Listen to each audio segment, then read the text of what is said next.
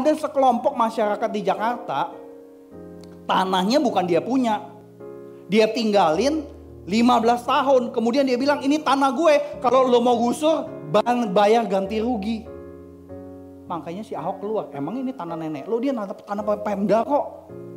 Nah menurut saudari, kenapa ada masyarakat di Jakarta yang kayak begitu? Kenapa? Kenapa ada masyarakat di Jakarta yang kayak begitu? Nah saya yakin ya, gak ada di antara kita yang bisa berempati dengan masyarakat kecil yang sampai seperti itu sehingga kita bingung nih jawabnya apa. Karena kita semua bukan orang miskin. Kita semua punya rumah, papa mama kita punya rumah, kita bisa beli rumah dan sebagainya. Mereka nggak punya rumah. Sehingga begitu ada tanah, bikin rumah di situ, this is mine.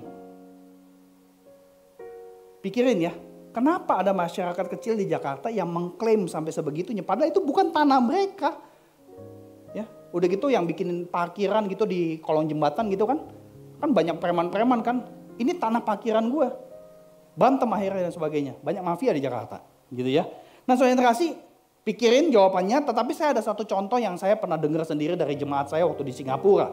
Ada seorang pemimpin Kristen, seorang penginjil dipinjemin ruko di Batam sama seorang pengusaha. Tapi kemudian terjadi sengketa.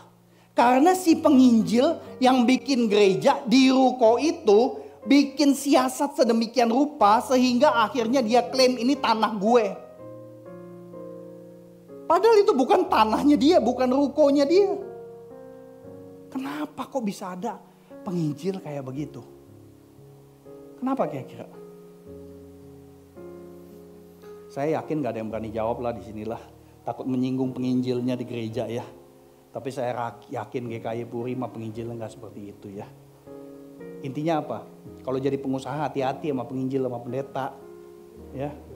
Penginjil pendeta juga kadang-kadang juga mengsong, saudara yang terkasih, ya. Nah, saudara yang terkasih, saya yakin Anda punya jawaban sendiri, tetapi saya mau menunjukkan kita jawaban dari Alkitab. Kenapa para penyewa itu melakukan tindakan-tindakan yang seperti itu kepada hamba-hamba yang diutus oleh pemilik? Karena menurut 2 Timotius 3, inilah manusia. Mereka mencintai diri sendiri, mereka mencintai harta. Dalam hal ini kebun anggur. Mereka menyombongkan diri, atau kita bisa katakan pakai bahasa Jakarta, mereka gak tahu diri. Mereka gak tahu berterima kasih. Mereka hanya nurutin hawa nafsu diri sendiri. Mereka pengen bersuka cita atas hasil panen sendiri. Mereka lupa ini tanahnya siapa. 2 Timotius 3 bilang, semua kata yang dipakai phileo, love. Masalah manusia di akhir zaman adalah mencintai diri sendiri.